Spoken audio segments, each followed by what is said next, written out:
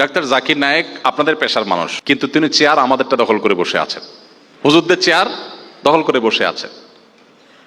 পৃথিবীতে লক্ষ লক্ষ আলেম দ্বারা ইসলাম প্রচারের সেই কাজ হয় নাই একজন চিকিৎসক জাকির নায়েক দ্বারা যে কাজ হয়েছে।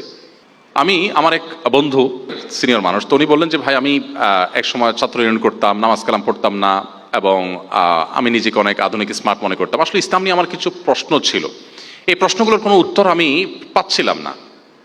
অনেক হুজুরদের কাছে জিজ্ঞাসা করছি, বাট আমার স্যাটিসফ্যাকশন হয় নাই। তো একদিন টিভি স্ক্রল করতে করতে দেখলাম যে একটা লোক হ্যাংলা পাতলা কোট টাই পরা, আবার দেখি মাথায় টুপি, একটু পিকুলিয়ার লাগলো, অদ্ভুত দেখে আমি একটু শুনলাম, শুনতে শুনতে নাম উঠছে ডাক্তার জাকির নায়েক। দেখলাম আমার পেশার লোক, তো একটু আগ্রহী হয়ে শুনলাম। তো উনি বললেন যে একই প্রশ্নের উত্তর যেটা আমি অনেক হুজুরকে করেছি, হয়তো সাধারণ আলেমদেরকে করেছেন, সবাই সব প্রশ্নের উত্তর জানা জরুরি না। তো একই প্রশ্নের উত্তর দেখলাম ভদ্রলোক দিচ্ছেন খুব চমৎকারভাবে, অসাধারণভাবে, আমার স্যাটিসফ্যাকশন হচ্ছিল।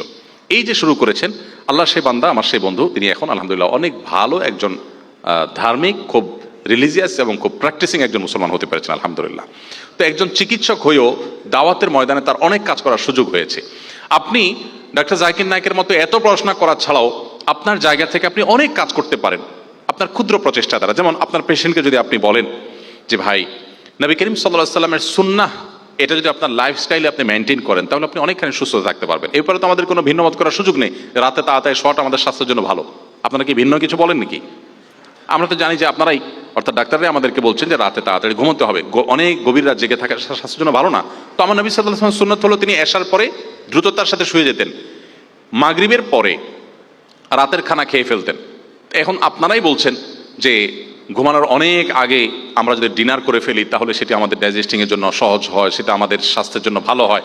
নবী করিম সাল্লাল্লাহু আলাইহি সাল্লাম সন্ধ্যার পর রাতের খাবার খাওয়াকে পছন্দ করতেন, এবং এশার পরে খাবার তো পরের কথা, কোনো আলাপ আলোচনা করা পছন্দ করতেন না, দ্রুততার সাথে বিছানা চলে যাওয়াটা তার পছন্দ ছিল। তিনি রাতভর ঘুমানো পছন্দ করতেন, ভোরে ঘুমানো অপছন্দ করতেন। তো নবী সাল্লাল্লাহু আলাইহি ওয়াসাল্লামের সুন্নাহকে যদি আমরা মেনটেন করি তাহলে সেক্ষেত্রে আমরা অনেকখানি সুস্থ থাকবো। এবং সেই সাথে আমরা জানি নবী করিম সাল্লাল্লাহু আলাইহি ওয়াসাল্লাম খাবারের ক্ষেত্রে উদরপূর্ণ করে খেতে নিরুৎসাহিত করেছেন। রাতে পেটের 3 ভাগের 1 ভাগ খাবার, 1 ভাগ পানীয়। 1 ভাগ পানীয় বলতে পানি বা পানি জাতীয়, এই যে সালাদ খেতে বলেন আপনারা, সবজি খেতে বলেন, সেগুলো খাওয়া নবী সাল্লাল্লাহু আলাইহি ওয়াসাল্লাম সুন্নাহ।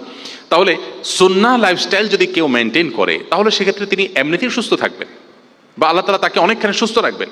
অতএব আপনি আপনার প্রেসক্রিপশনের ফাঁকে ফাঁকে, আপনি রোগীদের সেবা দেওয়ার ফাঁকে ফাঁকে নবী সাল্লাল্লাহু আলাইহি ওয়াসাল্লামের সুন্নাহর পথে যদি আহ্বান করেন তাহলে এক কাজে 2 কাজ হবে। আপনি হয়তো একই কথা বলছেন, বাট ধর্মীয় পার্সপেক্টিভ থেকে বলছেন না। ধর্মীয় পার্সপেক্টিভ থেকে বললে আপনার বলাও হবে, আবার সওয়াবও পাবেন, এবং সেই সাথে যাকে বলছেন তিনি এদেশে মানুষ যেতে ধর্মপরায়ণ। আপনি যখন দ্বীনি কারণে, ধর্মীয় কারণে তাকে কোনো কিছুর প্রতি আহ্বান করবেন, তখন তার বিশেষ একটা গুরুত্ব তার কাছে থাকবে। তো এইভাবে 5 ওয়াক্ত নামাজের মাধ্যমে আমাদের যে ব্যায়াম হয়, আমাদের বিশেষ করে সন্ধ্যায় নবী সাল্লাল্লাহু আলাইহি ওয়াসাল্লাম তাড়াতাড়ি খাবার খেয়ে এশা নামাজ পড়তে মসজিদে যেতেন, জামাতে নামাজ পড়ে আবার আসতেন, এই যে আসা যাওয়া একটা ব্যায়াম হয়ে যায়, তারপরে ঘুমোতে যেতেন। এই জিনিসগুলো যে আমাদের স্বাস্থ্যের জন্য ভালো, আমার মনে হয় সুন্নাহকে, এখানে আপনারা একই কথা বলেন হয়তো, সুন্নাহকে যদি রিলেট করে বলেন তাহলে সেক্ষেত্রে আমাদের জন্য বহুবিধ কল্যাণ হয় এবং দাওয়াতের কাজ হয়।